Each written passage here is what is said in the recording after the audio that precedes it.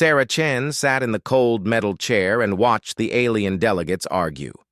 The meeting room on Nexus Prime Station was huge, with seats for 47 different species. Each alien looked different from the others. Some had blue skin, others had scales, and a few floated in glass tanks filled with strange gas.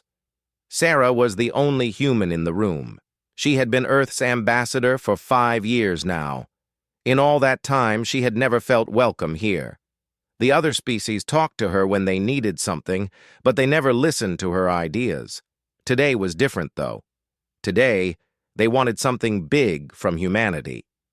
"The Andromeda Sector threat must be stopped," said Admiral Vextar. He was tall and green with 4 arms. His species, the Dominion, had the strongest military in the galaxy. "We need soldiers for this war. Earth will provide them." Sarah stood up slowly. "Earth's colonies are not your soldiers. Our people have families and homes. They did not sign up to fight your wars." A laugh came from across the room. It sounded like broken glass. The creature making the sound had crystal skin that sparkled under the lights. "Humans are perfect for this job," it said. "You adapt to any environment. You survive where others cannot. This is what you do best." "What we do best is help you," Sarah replied. Her voice was calm, but her hands were shaking. "For 200 years, humans have fixed your problems. We maintain your machines when they break. We translate between species that cannot understand each other. We go to dangerous places because you ask us to." Another alien spoke up. This one looked like a giant blue jellyfish floating in the air. "Earth benefits from our technology and protection. This is how you pay for those benefits." Sarah had heard this before. It was always the same. When something needed to be done that was dangerous or difficult, they called humans. When something broke and their perfect technology could not fix it, they called humans. When 2 species started fighting and their diplomats could not solve it, they called humans. But humans were never invited to make the important decisions. They were never asked what they thought about galactic laws. They were just told what to do and expected to be grateful. "Earth refuses," Sarah said clearly. The room went quiet. Even the floating jellyfish stopped moving. Admiral Vextar leaned forward in his chair. "You cannot refuse. The Council has voted. Earth must provide 10 million soldiers for the Andromeda campaign." 10 million?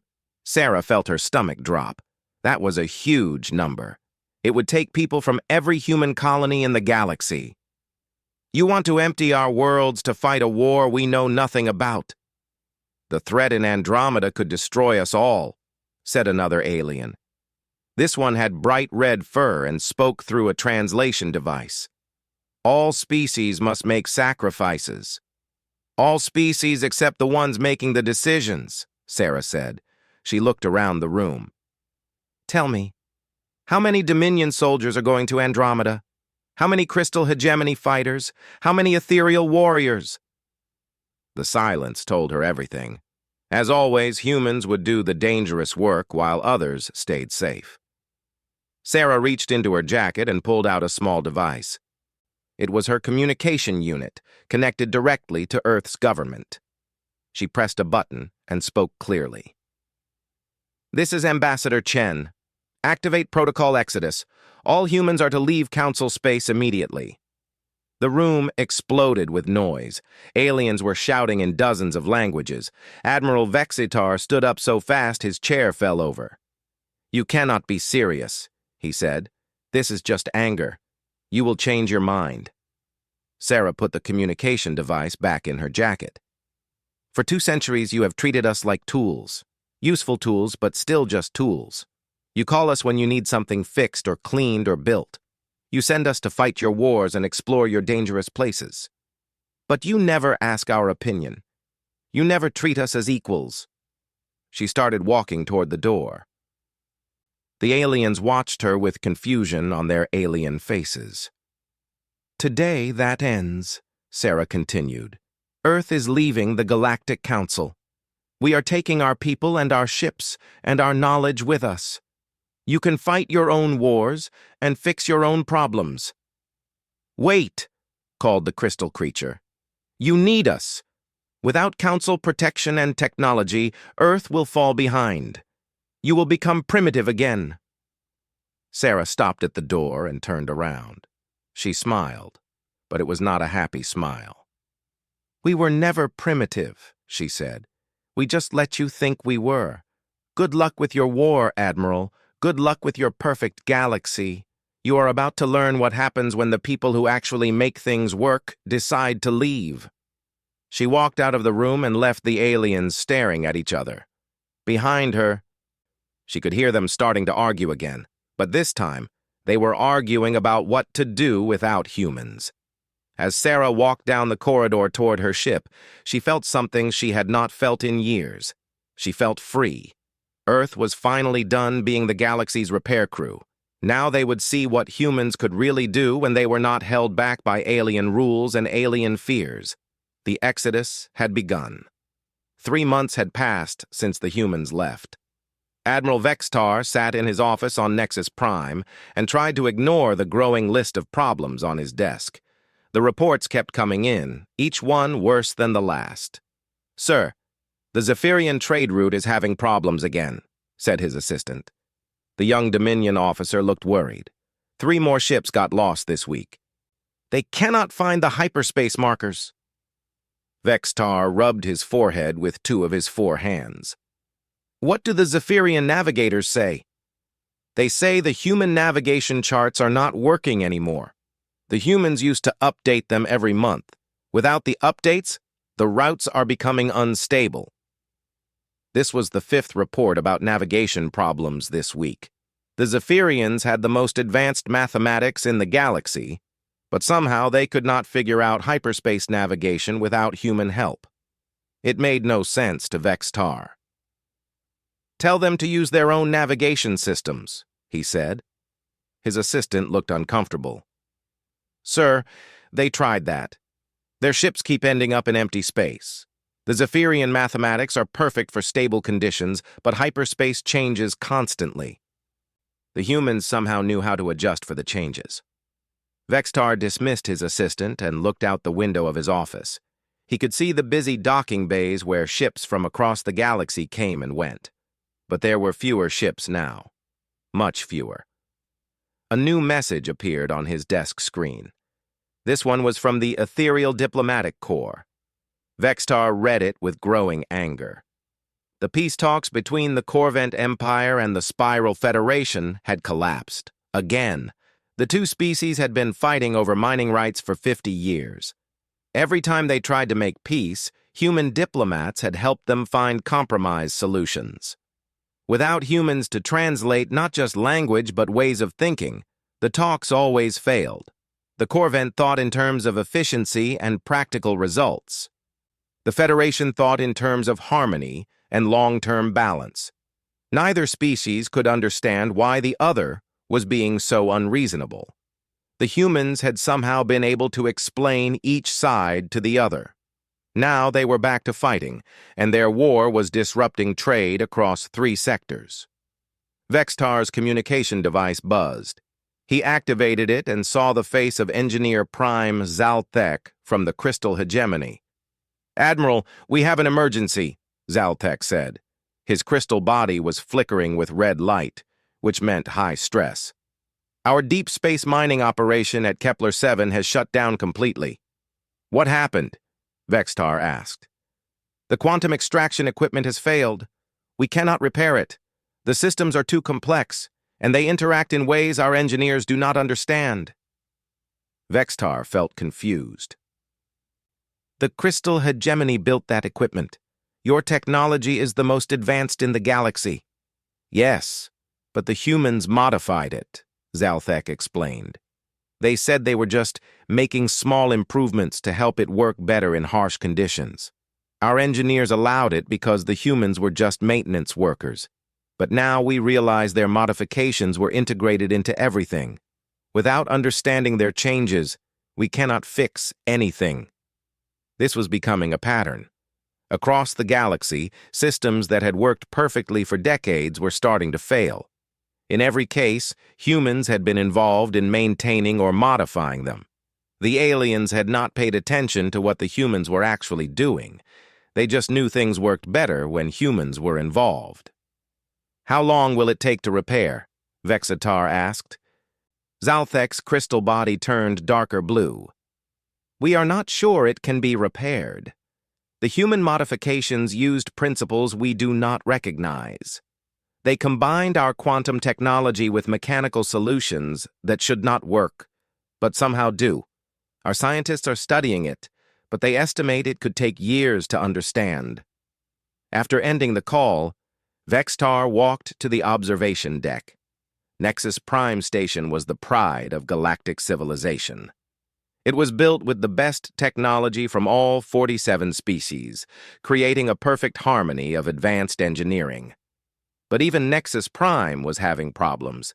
The environmental systems were acting strangely. Temperature varied between different sections. The air recycling system worked, but not as efficiently as before. The artificial gravity had small fluctuations that made some aliens feel sick. Maintenance Chief Kordash had explained the problem to Vextar last week. Nexus Prime was not built by any one species. It was a combination of 47 different technologies. Each species had contributed their best systems, but the technologies did not naturally work well together. The humans had been the ones to make them work together. They had created connections and modifications that let Zephyrian computers talk to ethereal power systems. They had figured out how to make Dominion security work with crystal hegemony communications. "They were like glue," Kordash had said. "They held everything together. Without them, the station is slowly falling apart." Vextar watched a supply ship dock at one of the loading bays. The ship was moving slowly and awkwardly. Its pilot was having trouble with the automated docking system. Before humans left, human technicians had maintained the docking computers. They had made sure the systems could handle the different ship designs used by different species. Now the docking computers only worked well with ships that matched their original programming exactly. Every other ship had to dock manually, which took much longer and caused delays. A priority message appeared on Vextar's personal communicator. It was from the council leader, Elder Morden of the Ethereal Collective. "Admiral, report to my office immediately. We need to discuss the human situation." As Vextar walked through the station corridors, he noticed more problems. A food synthesizer was producing meals that tasted wrong because its flavor database had not been updated. A translation booth was giving incorrect translations because it no longer had access to the human linguistic database. A maintenance robot was stuck in a corner because its pathfinding software could not adapt to a blocked corridor. Everything was slowly breaking down. When he reached Elder Morden's office, he found several other council members already there. They all looked worried. "Admiral," Elder Morden said, "we need to bring the humans back. How long will it take to find them?" Vextar had been dreading this question. "We do not know where they went. Human ships were scattered across the galaxy, and they all left at the same time. They could be anywhere." "Then we send scouts to find them," said another council member. "Sir, we already tried that," Vextar admitted. "Half of our scout ships got lost because they do not have updated navigation data. The other half came back with no information. It is like the humans just disappeared." The room was quiet for a long moment. Finally, Elder Morden spoke again. "How long before these problems become critical?" Vextar had prepared for this question too. "At the current rate of degradation, major systems will start failing completely within 6 months. Within a year, galactic civilization as we know it will cease to function." The council members looked at each other with growing fear. They were finally beginning to understand what they had lost. The emergency alarm echoed through Nexus Prime Station. Admiral Vextar ran toward the command center, his forearms swinging as he tried to keep up with the crisis reports flooding his communicator. The past month had been a disaster. What started as small problems was now becoming complete system failure across the galaxy. "Report," he commanded as he entered the command center. "Sir, we have 3 separate conflicts that started in the last week," said Commander Zixtal. "The Ilari Republic has declared war on the Corvant Empire. The Spiral Federation is attacking Crystal Hegemony mining ships, and the Oceanic Collective just cut off all trade with the ethereal worlds." Vextar stared at the galactic map display. Red zones showing conflict areas were spreading like a disease across known space. How did this happen so fast? Commander Zixtal pulled up the reports. The conflicts all started because of misunderstandings during negotiations. The Ilari representatives thought the Corvant were threatening them. The Corvant thought the Ilari were trying to cheat them. Neither side understood what the other was really saying. This should not have been possible. The galaxy had translation technology. Every species could speak to every other species. "What about the universal translators?" Vextar asked. "They translate words correctly, sir. But they do not translate concepts or cultural meanings.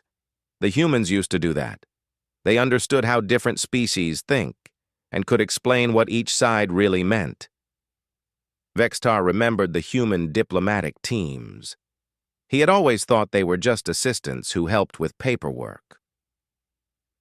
Now he realized they had been preventing wars by helping species understand each other.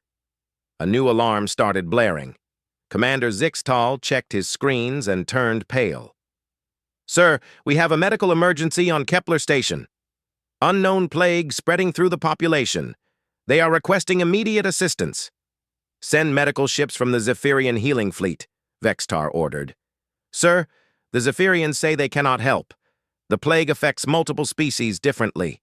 They need cross-species biological data to create treatments, but that database was maintained by human doctors." Vextar felt a cold fear in his stomach. "How bad is it?" 17 species affected so far. The infection is spreading to other stations through trade ships. Without the human medical protocols, we cannot track or stop it. This was getting worse by the hour. Vextar tried to remember the last time there had been a major plague outbreak. It was 30 years ago, and it had been stopped within days.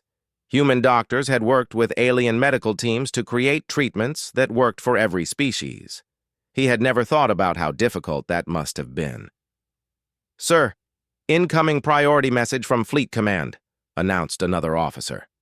Vextar activated the communication system. The face of Admiral Corthes appeared on the screen. Her usual calm expression was gone, replaced by barely controlled panic. "Vextar, we have a major problem.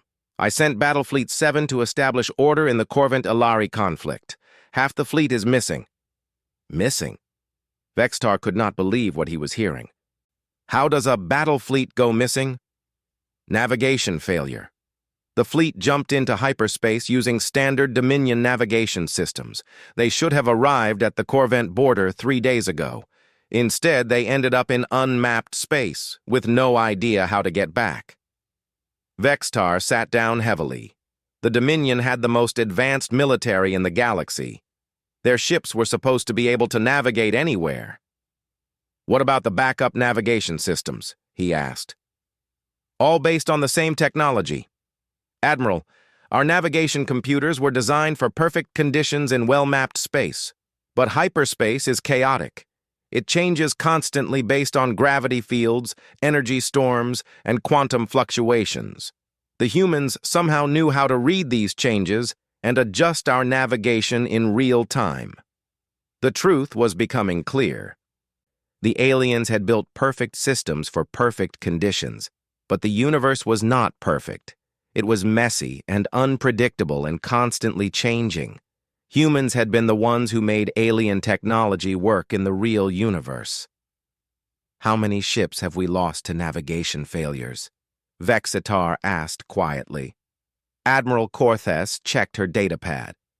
"In the last 2 weeks, 47 ships missing, 18 stranded in dead space, and 6 that crashed into asteroids they did not detect in time." A communications officer interrupted them. "Sir, urgent message from the Nexus Prime Engineering Department." The image changed to show Chief Engineer Palnock. The usually confident crystalline engineer looked defeated. "Admiral, station systems are failing faster than we can repair them. The primary power grid is unstable. Life support is operating at 60% efficiency. The gravity generators are producing random fluctuations." "I thought your engineers were working on repairs," Vextar said.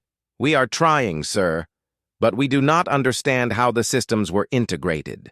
The humans connected our crystalline quantum cores to ethereal bio-neural networks and Zephyrian mathematical processors. These technologies should not work together, but somehow they do. Without understanding the human modifications, every repair we make causes new problems." Vextar looked around the command center. He could see the stress on every face.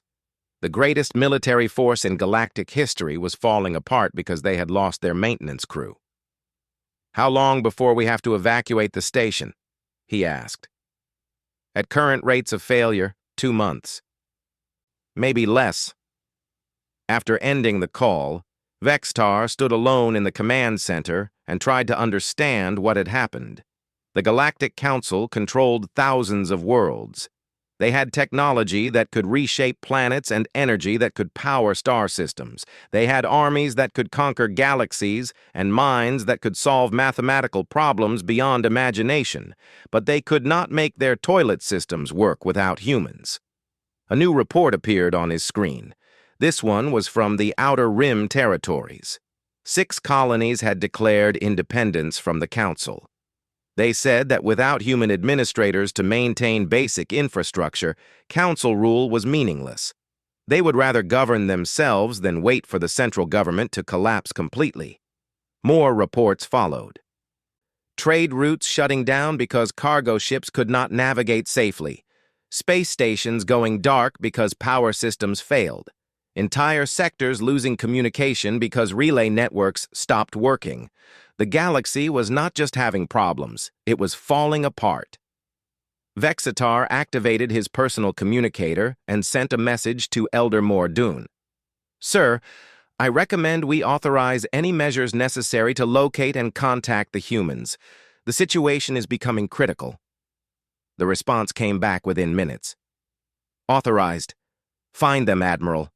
Find them before we lose everything." Vexatar looked out at the stars through the command center windows. Somewhere out there, the humans were watching. They were probably safe and comfortable while the galaxy they had supported for 2 centuries destroyed itself. He wondered if they would even want to come back. More importantly, he wondered what price they would demand if they did. Scholar Zixandra floated in her study chamber, surrounded by thousands of data crystals that glowed softly in the dim light. As one of the youngest researchers in the Ethereal Collective, she had been given a task that everyone else considered pointless.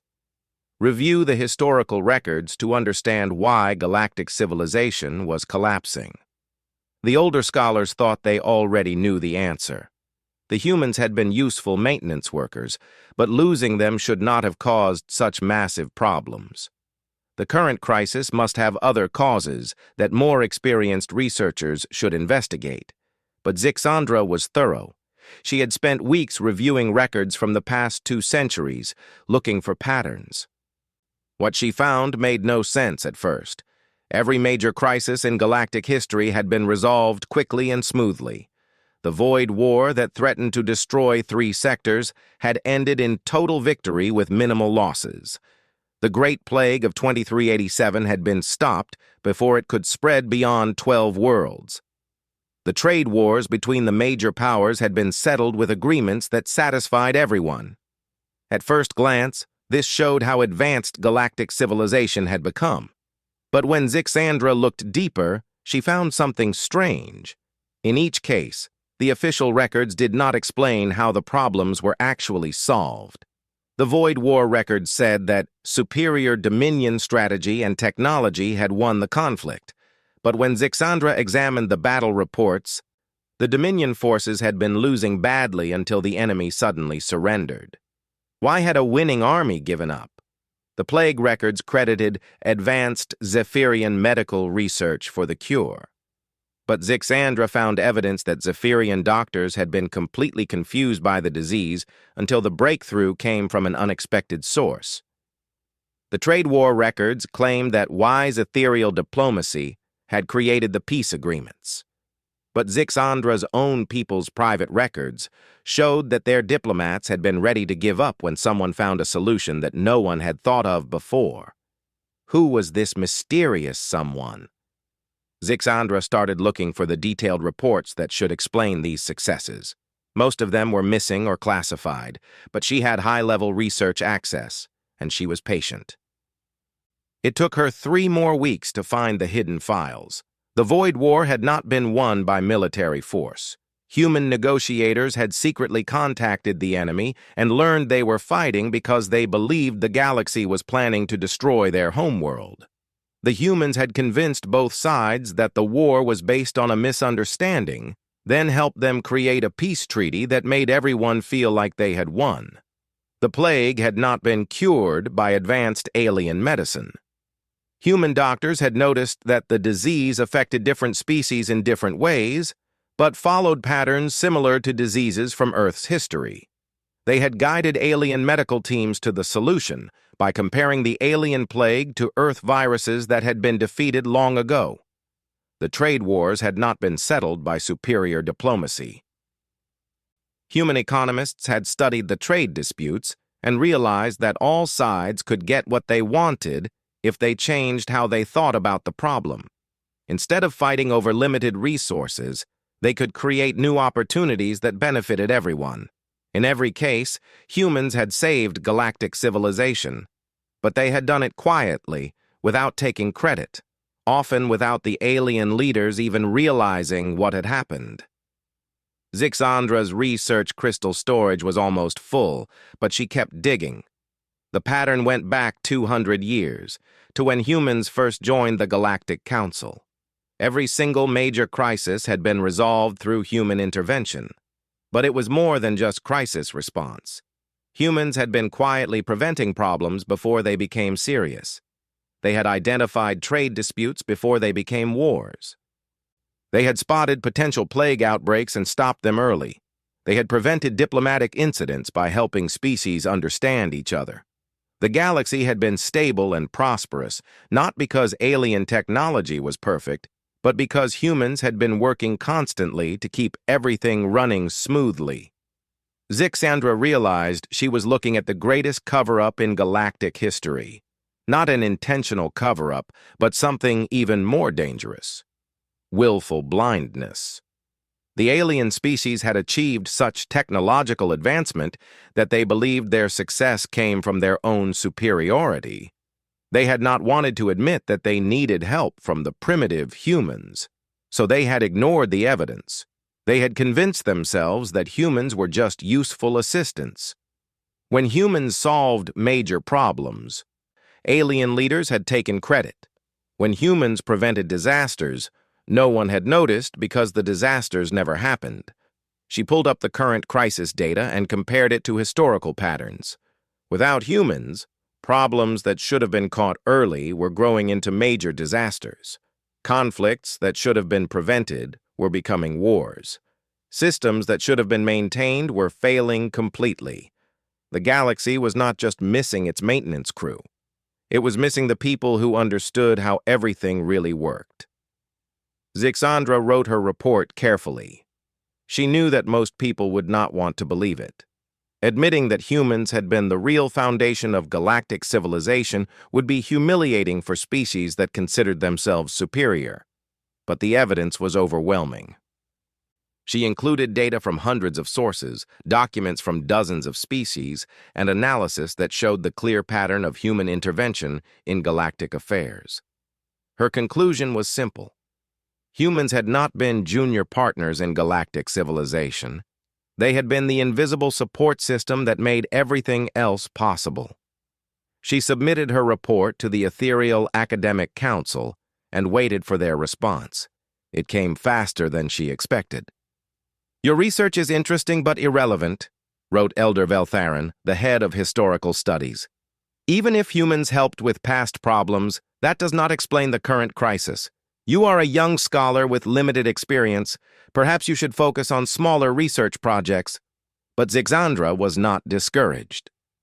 She sent copies of her report to research institutions across the galaxy. Most ignored it, but a few younger scholars started doing their own investigations. On the Crystal Hegemony worlds, engineer Naltor compared Zixandra's findings with technical records. He found that every major technological breakthrough in the past 2 centuries had involved human input, even when humans had not been given credit. On the Dominion military worlds, strategic analyst Cormaven reviewed battle records and found that humans had been involved in planning every successful military campaign, usually as advisors, whose suggestions had been quietly adopted by alien commanders. On Zephyrian trade worlds, economic researcher Pilnera discovered that human economists had been predicting and preventing market crashes for decades, working through alien institutions that had taken credit for the stability. The evidence kept building. Finally, engineer Naltor decided to make the findings public. He published a joint research paper with Zixandra and the other scholars, presenting overwhelming evidence that humans had been the real architects of galactic prosperity. The reaction was immediate and dramatic. Some species were angry and refused to believe the findings. Others were shocked and demanded to know why their leaders had hidden the truth. A few were relieved to finally understand why everything was falling apart. But the most important reaction came from Admiral Vextar himself. He read the research paper while sitting in the emergency command center of the failing Nexus Prime station. When he finished, he sat in silence for a long time. Then he sent a message to Elder Mordoon. The humans were not our servants. They were our saviors, and we threw them away because our pride would not let us admit we needed them. The galaxy finally understood what it had lost. Now the question was whether it could be recovered. 2 years had passed since humanity left the Galactic Council. Admiral Vextar stood at the airlock of Luna Station, waiting for permission to board. He felt strange being here, asking for permission to enter a human facility. For most of his life, humans had been the ones asking permission. The galaxy he represented was very different now. The Galactic Council had shrunk from 47 members to 12. Most species had broken away to form smaller alliances or declared independence completely. Trade between star systems had dropped to almost nothing. Dozens of colonies had been abandoned when their technology failed and could not be repaired. The remaining council members had finally authorized Vextar to negotiate humanity's return. But they had been expecting to find desperate humans eager to rejoin on any terms. Instead, his scouts had found Luna Station, a massive space facility in Earth's solar system that was more advanced than anything in Council space. "Admiral Vextar, you may enter," came a human voice through the communication system. The airlock opened, and he walked into a corridor that took his breath away. The station was clearly built with human technology, but it was unlike anything humans had ever built before. The walls seemed to shift and flow like living metal. The lighting was warm and natural, like sunlight. The gravity felt perfect. Not just functional, but comfortable in a way that made him want to stay. A human woman approached him. She was young, perhaps 30 years old, with dark hair and confident eyes. "I am President Chen," she said. "Welcome to Luna Station." Vexatar had expected to meet with human diplomats or perhaps their military leaders. He had not expected to meet with their head of government personally. "President Chen, I am honored by your attention," he said carefully. "I am here to negotiate the return of humanity to the Galactic Council." President Chen smiled, but it was not a welcoming smile. "Admiral, humanity left the Council because we were tired of being treated as servants. Why should we return to the same situation?" "Because the galaxy needs you," Vextar said honestly. "Without humans, our civilization is collapsing. We understand now that you were more important than we realized." President Chen led him through the station as they talked. Vexitar saw humans working with technology that combined principles from dozens of alien sciences. But the technology looked more advanced than anything those alien species had created individually. "What happened here?" Vexitar asked. "How did you advance so quickly?" "We stopped holding ourselves back," President Chen replied. "For 2 centuries, the Council told us our research was too dangerous or too primitive. You limited what we could study and what we could build. When we left, we were free to explore ideas that had been forbidden." She showed him a laboratory where human scientists were working on projects that seemed impossible. One team was growing crystals that sang with harmonic frequencies. Another was testing gravity manipulators that were smaller and more efficient than anything the Dominion had ever built. "We learned from you," President Chen explained. "Every species we worked with taught us something. We studied crystalline quantum mechanics, ethereal bio-neural networks, Zephyrian mathematics, Dominion engineering, but instead of using them separately like you do, we combined them in new ways." Vexitar began to understand. Each alien species had developed incredible expertise in their specialty, but they thought in narrow ways. Humans had learned from everyone but had not lost their ability to see connections between different fields. "The Council is prepared to offer humanity full membership," Vexitar said, "equal voting rights and representation in all decisions." "That is a start," President Chen said. "But it is not enough." She led him to an observation deck where he could see Earth floating in space nearby. The planet looked different than he remembered. There were massive orbital installations surrounding it, and the night side sparkled with lights from cities that had grown larger and more advanced. "Our terms are simple," President Chen continued. "First, humanity will have veto power over any decision that involves human personnel or resources. No more forced conscription, no more assignments to dangerous missions without our consent." Vexitar nodded. This was expected. "Second, all human colonies and settlements are recognized as independent territory under human governance. The Council cannot claim authority over human worlds."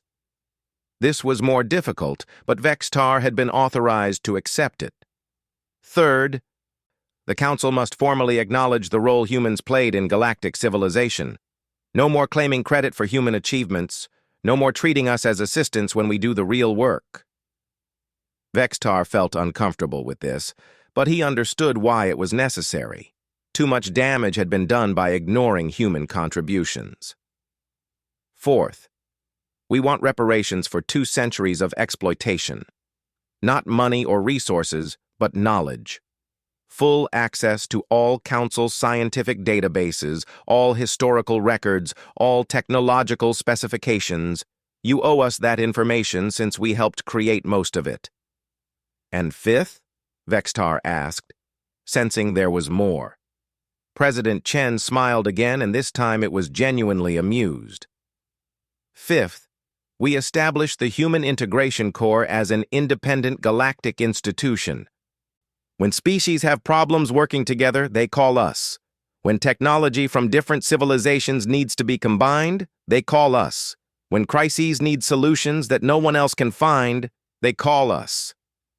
"You want to be paid for what you used to do for free," Vexitar realized. "We want to be recognized for what we do," President Chen corrected. "And we want to do it on our terms, not yours." Vexitar thought about the state of the galaxy he had left behind. Space stations failing because incompatible technologies could not work together.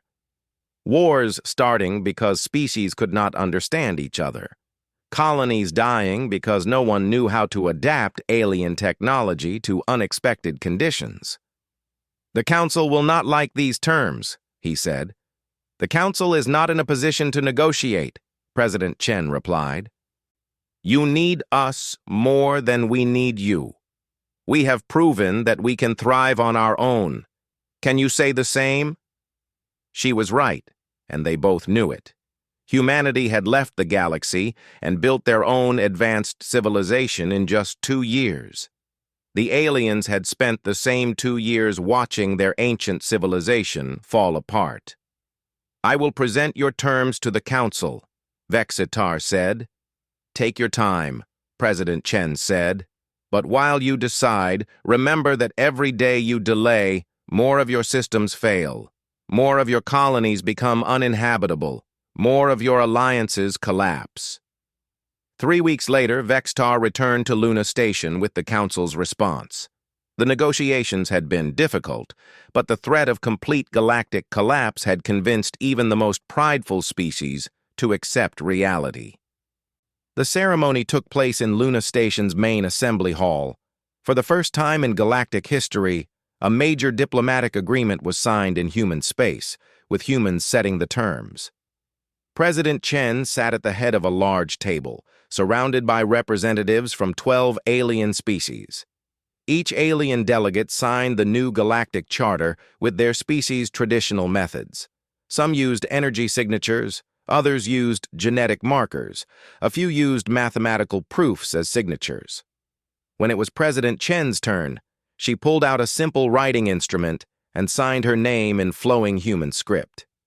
It was a deliberate gesture, showing that humanity would participate in galactic civilization, but would do so as themselves, not as copies of alien cultures. "This marks a new era," President Chen said as the ceremony concluded. "For the first time, the galaxy acknowledges that civilization requires cooperation, not domination. That different ways of thinking make us stronger, not weaker. That the people who make things work deserve respect, not just orders." Admiral Vexitar watched the humans celebrate with their alien guests. The atmosphere was different than any diplomatic event he had attended before. Instead of formal politeness, hiding suspicion and rivalry, there was genuine friendship and mutual respect. Later, as his ship prepared to leave Luna Station, Vexitar received a message from President Chen. "Admiral, thank you for having the courage to admit the truth about humanity's role in galactic history. It would have been easy for you to keep believing that we were just useful servants. The fact that you were willing to change your mind gives me hope for the future."